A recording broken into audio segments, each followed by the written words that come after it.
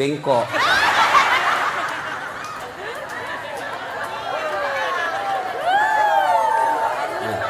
Bu, serius ibu. Ibu ngambil uang sogok misal 300.000. Ya. Lalu ibu makan. 40 hari ke depan setelah makan uang haram itu, jangan ibu mati. Kalau ibu mati, maka ibu mati dalam keadaan kafir. Kenapa ada barang sogok dalam perutnya? Sia-sia bermajelis taklim 30 tahun. Sia-sia mengaji selama 10 tahun kalau ibu mau disogok.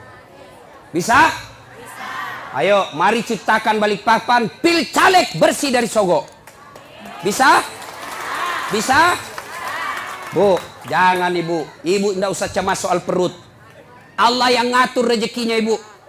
Ibu ambil 300.000, berapa kali makan habis, dosanya dibawa sampai mati.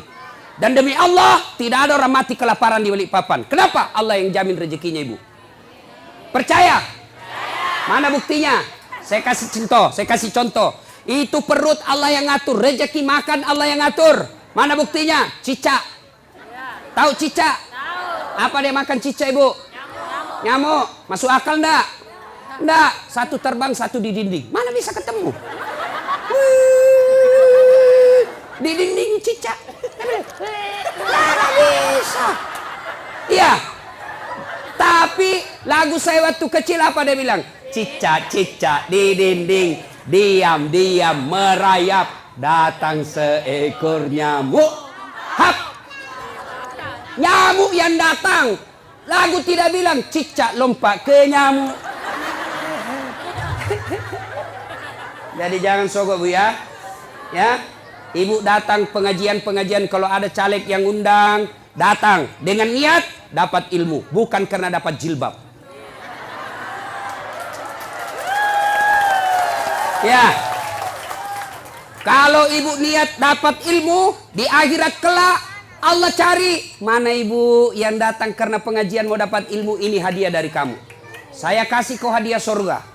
Tapi mereka yang datang karena ngejar seragam, ngejar sembako, ngejar jilbab, dia akan berkata kepada Allah, ya Allah, mana pahala aku pengajian? Allah berfirman, kau dulu pergi pengajian, kamu kau dapat jilbab toh? Kau sudah dapat, Min. Tidak ada kau dapat sekarang cilaka. Masih mau kok. Jelas? Nah, berikutnya. Lalu, Nabi berkata, masalahnya nak suka jika. Nabi bilang, Nafisa, tenang. Saya punya urusan. Lalu Nafisa datang kepada Khadijah. Bunda, bagaimana kalau ada laki-laki suka sembarannya. Mana ada suka janda orang tua? Nabi bilang, iya ada suka. Betul kok, betul.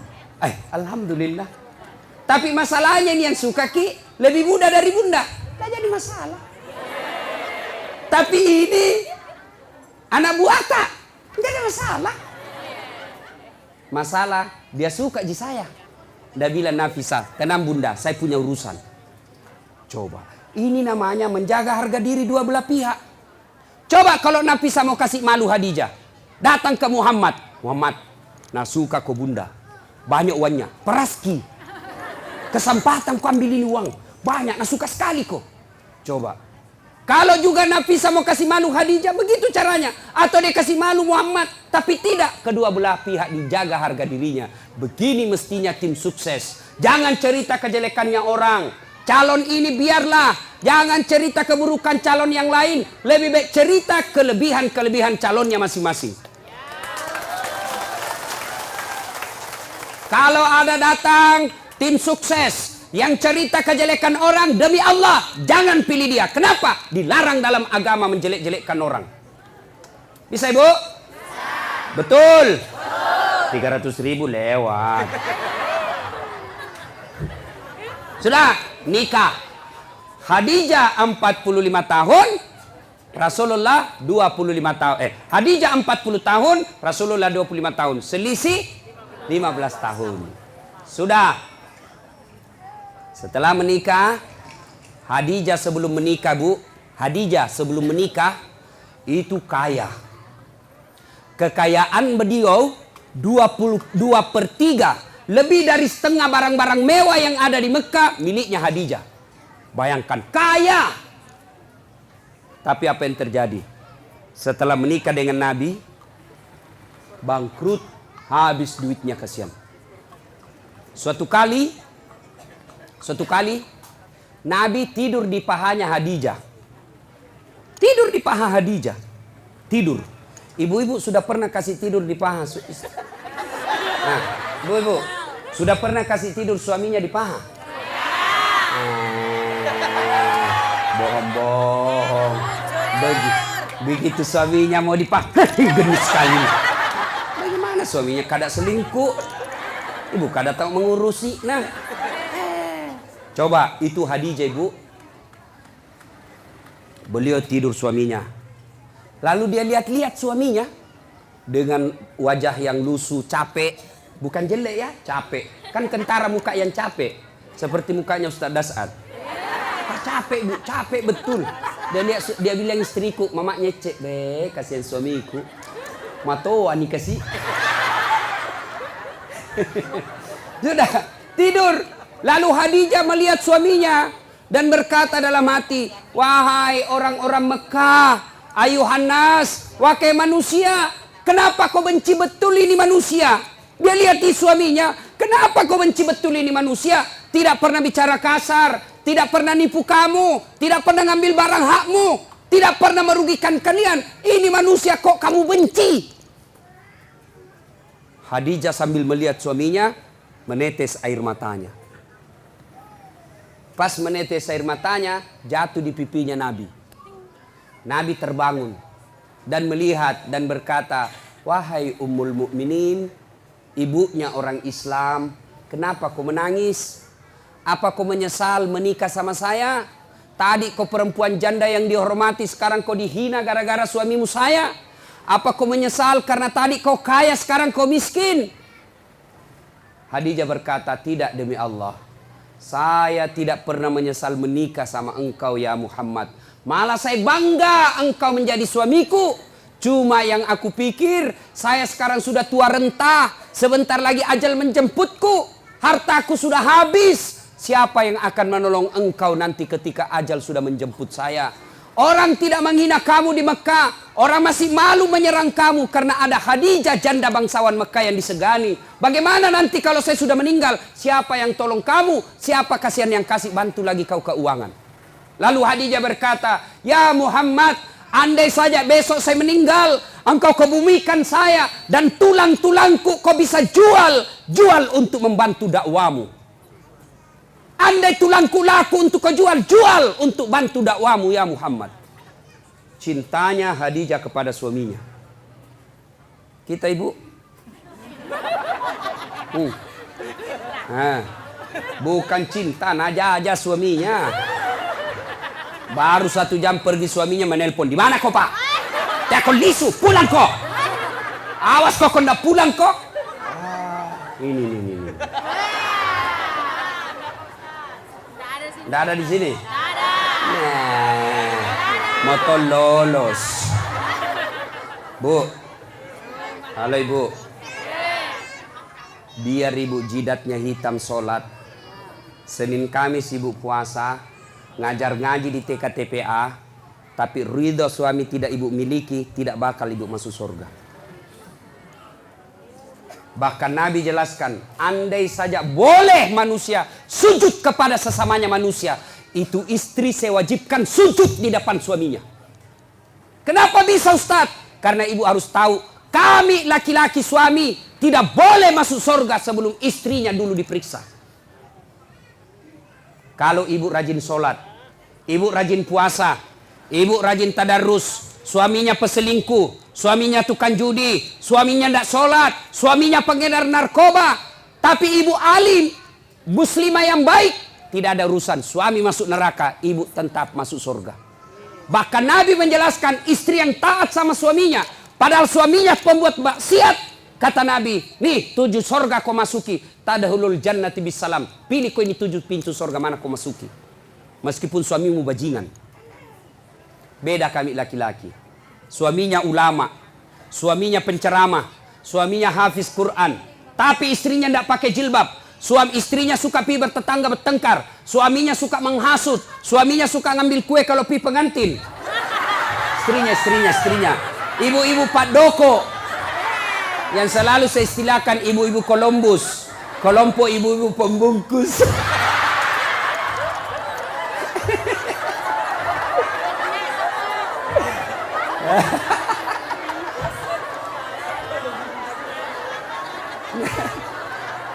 Pergi pengantin. Nasa begitu turung. Pergi membantu padahal membantu kasih habis gue.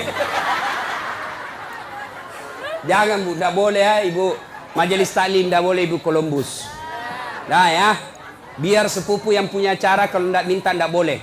Nah, kalau istrinya durjana seperti itu, padahal suaminya ulama, demi Allah, tidak boleh di laki-laki masuk surga sebelum dia temani istrinya masuk neraka. Makanya Ibu, jangan sakiti perasaan suami. Susah jadi suami Bu, kami tanggung dunia akhirat. Ini suka dia takut-takuti suaminya. Kalau ada tamunya suaminya, dia tidak ngomong tapi matanya. Ada juga itu istri begitu. Dia pelototi mata suaminya. Ada begitu di sini toh? Ada, makanya ibu ketawa. Anu Ibu Di, saya izin dulu pergi sama temanku.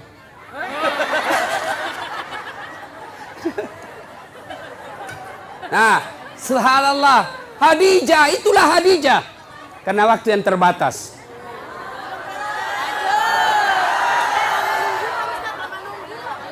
Bu, berapa jam Ibu menunggu?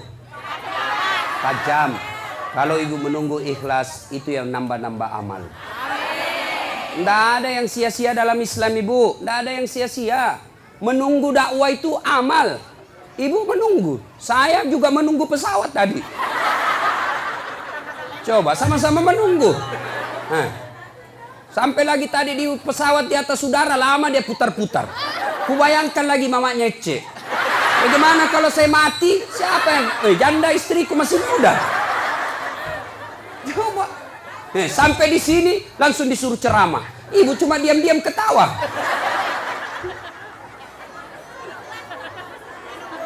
Minum, saya puasa Ibu. Nah, siapa tahu ada yang mau traktir saya buka puasa. Ibu Rahmat Mas'ud tadi sudah telepon saya, Ustaz buka di rumah, bahkan kepiting. Karena beliau itu tahu betul kesenangan saya, kepiting. Masih muda Ibu. Kolesterol, baca bismillah, lari kolesterol. Setan aja dikasih lari itu bismillah, apalagi cuma kolesterol. Nah sudah. Nah, ketika Khadijah radhiyallahu istri Nabi sakaratil maut. Madangi. Waktu itu Nabi usianya 45 tahun, Khadijah 65 tahun. Bayangkan Ibu, Khadijah sebelum menikah sama Nabi kaya. Tapi ketika Khadijah sakaratil maut, baju yang dia pakai, baju yang sudah 8 kali tambal. Tahu tambal? Tahu? Bahasa Perancisnya tepengi. Robe tambal, robe tambal, robe tambal. 8 kali tambal. Dan tambalan yang terakhir, tambalan ke-8, tidak lagi pakai kain. Kenapa? Tidak ada lagi kainnya Khadijah. Akhirnya apa? Khadijah menambal bajunya yang bolong ke-8 kalinya dengan cara apa? Dengan pelepah daun kurma. Miskin. Ada kira-kira ibu-ibu mau begini? Kaya, sudah menikah, langsung miskin. Dia bilang, gara-gara kaum itu suami kau adalah. Saya banyak uangku tadi kau kasih miskin kah? Keluar kau dari rumah.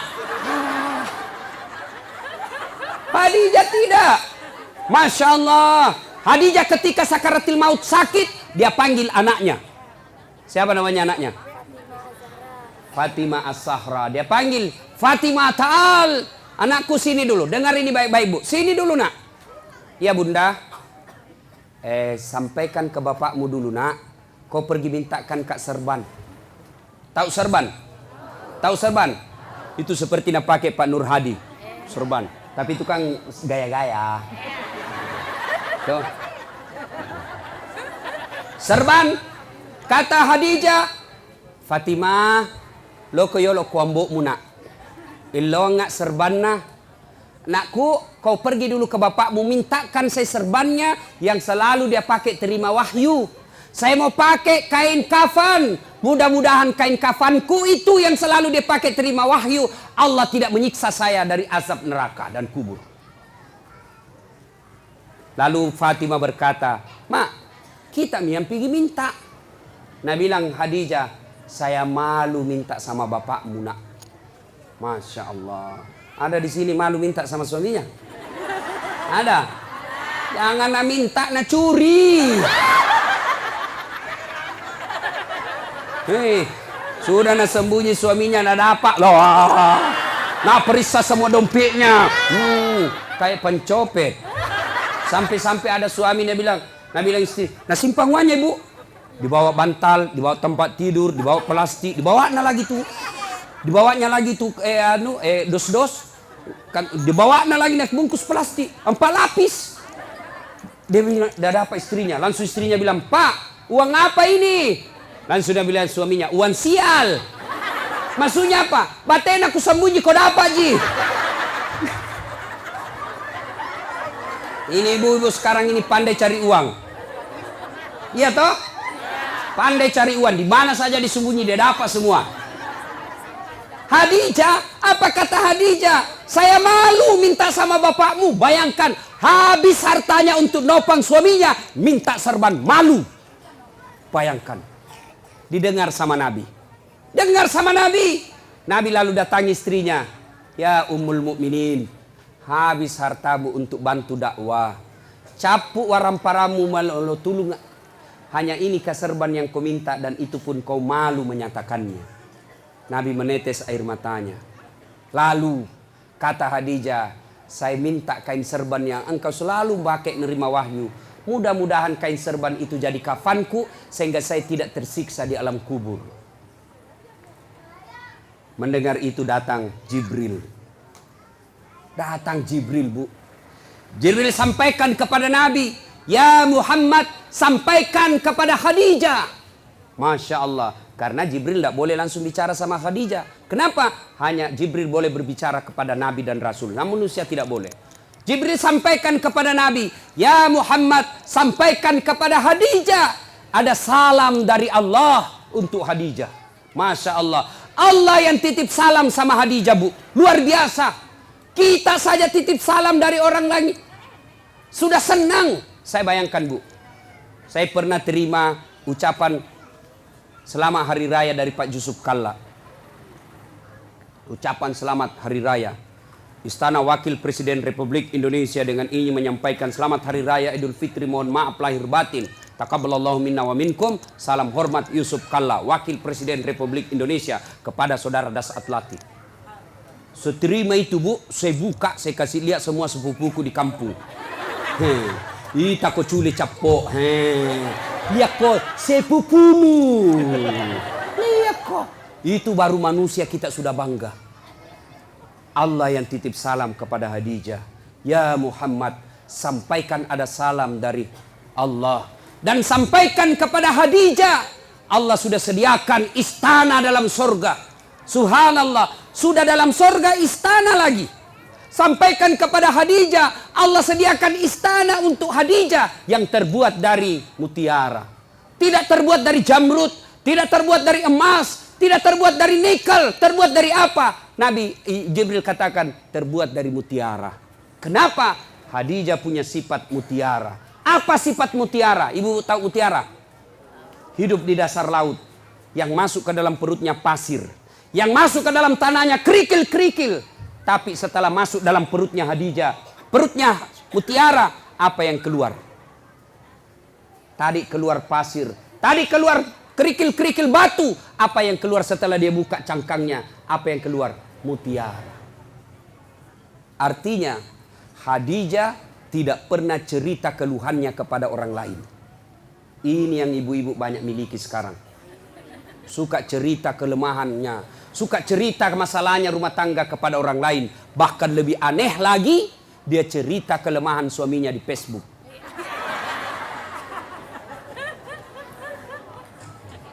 Bu, apa ada manusia tidak punya masalah? Ibu kira-kira yakin enggak Khadijah penuh dengan masalah dalam hidupnya? Khadijah banyak masalahnya dalam hidup. Beliau kadangkala melihat Rasulullah kelaparan. Di depannya lapar Rasulullah. Sampai pucat beberapa kali tidak makan. Beliau melihat dengan mata kepalanya. Rasulullah dihina oleh pamannya. Dilihat dengan mata kepalanya sendiri. Khadijah, apa dia pergi cerita? Tidak. Jadi kalau ibu mau punya sorga, istana dalam sorga, maka ibu punya sifat seperti Khadijah. Apa sifatnya Khadijah? Jangan suka cerita kelemahan rumah tangga. Apa tidak boleh mengeluh? Boleh. Apa tidak boleh curhat? Boleh. Apa tidak boleh mengungkapkan perasaan? Boleh. Tapi kemana? Kepada Allah. Yang dilarang cerita ke medsos, cerita ke tetangga. Ya, ibu-ibu, ada di sini tidak ada masalahnya? Oh, dalam rumah tangga ibu semua orang punya masalah. Contoh, dia bilang enaknya itu Ustaz. Kenapa? Gagahnya suaminya. Bu, suami gagah masalah. Kenapa? Dia goda orang, Bu. Apalagi kalau istrinya jelek. Lebih masalah lagi itu. Suami gagah, istri jelek, masalah. Berarti bagus kalau suami jelek, Ustaz. Suami jelek dihina orang. Kita lagi malu jalan sama dia. Duluan aja Pak, saya menyusul. Suami gagah, masalah. Suami jelek, masalah. Berarti bagus kalau tidak ada suami. Ya bagus ibu. Nabi lagi ke orang Gasturi, gadis tua Republik Indonesia. Coba. Ayo, bagus kalau banyak suami. Lebih masalah lagi. Coba. Tidak ada orang tidak ada masalah. Dulu waktu mau menikah, apa masalahnya? Mudah-mudahan dapat jodoh. Dapat suami, ada masalah, selesai masalahnya? Tidak. Mau punya anak. Punya anak, selesai masalahnya? Tidak. Mau punya rumah. Sudah punya rumah, selesai masalahnya? Mau punya mobil. Punya mobil, selesai masalahnya? Tidak. Bayar cicilannya. Maka Khadijah pun demikian. Tapi Khadijah ketika ada masalahnya, beliau ngadu kepada Allah. Kita ada masalah, mana? Ambil HP. Update status. Dia cerita semua jeleknya suaminya. Tidak kusangka kau begitu. Waktu kau dulu melamar saya begitu sopan. Sekarang kau kasarnya minta ampun. Semua teman Facebooknya tahu. Dia pergi cerita sama tetangganya. Suamiku kok gini ya. Dulu waktu masih di Pinang saya, dia pacari saya. Sopannya, hati-hati dek. Pelan-pelan dek. Ada batu di depan, hati-hati. Itu waktu masih gadis. Sekarang sudah anak punya 3, tahan tuh kakiku. Dia bilang, di mana kau simpan matanu dong? Nah, jangan cerita kejelekan suami ke orang lain. Lebih mana? Ngadu kepada Allah. Ya Allah, begitu baik suami saya dari tahun pertama sampai tahun 10. Setelah ini ya Allah, setelah terpilih jadi anggota DPR, setelah bagus rumahnya, setelah bagus dia punya mobil, sepertinya dia mulai terpikat sama wanita lain. Ya Allah. Bukan saya, Bu. Bukan juga Pak Nur Hadi. Ya Allah, Engkau yang menitipkan rasa cinta dalam hati suamiku. Pelihara cintanya kepada aku ya Allah. Jangan Engkau palingkan hatinya ke orang lain. Buat dia pusing kepalanya kalau dia tidak lihat saya 24 jam. Boleh doa begitu Bu. Ngadu kepada Allah. Ya Allah, saya lihat suamiku makin hari makin kasar ya Allah. Aku tidak mampu mendidiknya ya Allah. Tapi Engkau yang beri hidayah. Berikan hidayah kepada suamiku ya Allah. Supaya dia menjadi suami yang menjadi imamku dunia akhirat. Jangan pergi cerita sama tetangga. Itu suamiku pelitnya nah. Sudah pelit kalau tidur ngorok. Sudah itu keluar lagi nyiurnya. Beleng-beleng. Kamu dicerita. Bertengkar sedikit langsung sudah telepon mamanya di Sulawesi. Mak, suamiku begini. Jangan. Minta pertolongan Allah. Allah cuma minta ud'uni astajib lakum. Minta kau kepadaku, saya yang selesaikan masalahmu. Ayo, minta berdoa kepada Allah. Dan berdoa tidak harus bahasa Arab. Ada yang selalu bilang, Ustadz, apa doanya? Suamiku ini sudah mulai lain-lain. Doanya, 1, perbaiki pelayanan. Ini rahasia laki-laki, Bu.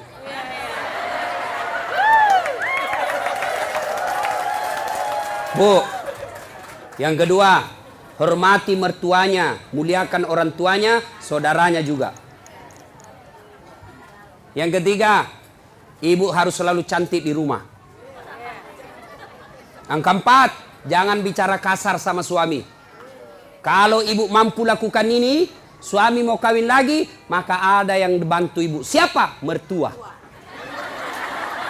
Maka datanglah mamanya, hehehe. Agak si melo bene. Apalagi kau mau kawin lagi itu. Coba lihat itu istrimu, bagusnya Masya Allah. Kalau saya datang ke Balikpapan, saya belum bangun sudah siap sarapan. Saya tidak pernah kasar bicara sama saya. Adik-adikmu dihormati. Kau mau kawin lagi, belum tentu kau dapat perempuan lebih baik dari dia. Tapi ini nah, datang mertuanya kasar ngomong. Baru tiba dia bilang, kapan pulang ibu? Pintu bunyi terus, pak. Tidak pernah dihargai saudaranya. Maka begitu pulang kampung ke Sulawesi, apa nak bilang mamanya? Nah, saya kasih sekolah kau itu tinggi-tinggi supaya hormati ke orang. Kenapa justru istrimu tidak hormati kau? Apa itu istrimu itu? Tidak menghargai saya, tidak menghargai saudaramu. Padahal kau yang carikan uang. Sudah mi, kawin sama kau lagi. Kalau perlu sembunyi-sembunyi kau saja. Masih mau kau? Tidak. Itu laki-laki bu terbantu perempuannya. Ini rantasa kita di rumah bajunya seadanya, pakai daster tinggal sebelah, ada badak picanya, nah kasih bontek matanya, pegang remote control, nonton televisi nangka kakinya, nangka kelepaknya menguap. Bagaimana suami tidak stres? Nah kira kikingkong. Ya ketawa, saya serius ini bu. Hancur ibu-ibu ini, hancur. Ya, coba kalau datang suami ibu saupan. Assalamualaikum kakandaku Arjunaku. Dia bilang suaminya, waalaikumsalam adindaku Sri Kandiku. Lalu dia bilang lagi istrinya, itawa kakang abangku gaganya hari ini. Langsung dia bilang suaminya, berarti saya jelek kemarin. Ayo bu ya, pertama sifat Khadijah merahasiakan kekurangan dan kelemahan rumah tangga. Jangan cerita ibu, cerita boleh, kemana? Kepada Allah, minta kepada Allah, minta tolong ibu. Kalau Allah yang tolong ibu, biar perempuan apa yang goda suami tidak akan berhasil. Kenapa? Allah yang lindungi suami. Rezeki Allah yang ngatur. Berdoa kepada Allah. Suami pergi cari nafkah. Apakah sebagai sopir, apa sebagai nelayan, apa saya politisi, apa pedagang, apa saja kerjanya suami. Istri yang baik, pergi suaminya. Tinggal istrinya sholat duha di rumah. Selesai dia sholat duha, dia berdoa kepada Allah. Ya Allah, Engkau yang menentukan dan mengatur rezeki suami saya. Jika rezekinya masih di atas langit, turunkan. Jika masih dalam tanah, munculkan. Jika masih jauh, dekatkan. Jika masih sedikit, cukupkan. Yang lebih penting dari itu, ya Allah, berkahkan. Coba nih, ibu tidak harus bahasa Arab. Ngadu, nangis kepada Allah. Nangis kepada Allah. Bahasa Bugis boleh. Daripada bahasa Arab tidak ditahu artinya. Nabalam malaikat apa maksudnya nih ibu ini? Dia mau doa muka rezeki dan minta hujan. Tidak harus bahasa Arab. Boleh ibu berdoa begini. Bu, dengar. Ya Allah, Engkau sudah tahu apa masalahku ya Allah. Engkau melarang saya minta tolong kepada manusia. Engkau melarang saya menyembah kecuali kepadamu ya Allah. Maka saya datang kepadamu mengadu ya Allah. Selesaikan masalahku ini ya Allah. Sudah itu berikutnya didik anak dengan baik. Bu, pakai filosofi seperti mama saya. Biar saya miskin. Biar minda ada sekolahku. Tapi kuurus anakku baik-baik. Mudah-mudahan anakku nanti angkat derajatku. Ibu kan tidak mungkin maki jadi camat ibu toh. Tidak mungkin maki jadi di sini jadi bupati. Ya susah ibu. Tidak mungkin mi. Tapi didik anak dengan baik. Anak tak nanti yang jadi bupati. Susah jadi pengusaha tanker, po. Punya kapal tongkang, punya kapal ini. Agaknya susah ibu. Doakan, didik anak, mudah-mudahan anak tay milik nanti itu. Tidak mungkin menjadi dokter ki ibu toh? Tidak mungkin. Maka berdoa, didik anak, mudah-mudahan anak tak jadi dokter. Nah, ibu silakan kerja apa saja, mau berpartisipasi dunia apa saja, tapi ingat fungsi ibu ada dua. Satu sebagai istri, dua sebagai ibu. Untuk anak-anaknya. Tidak ada gunanya sukses segala-galanya kalau anak berantakan.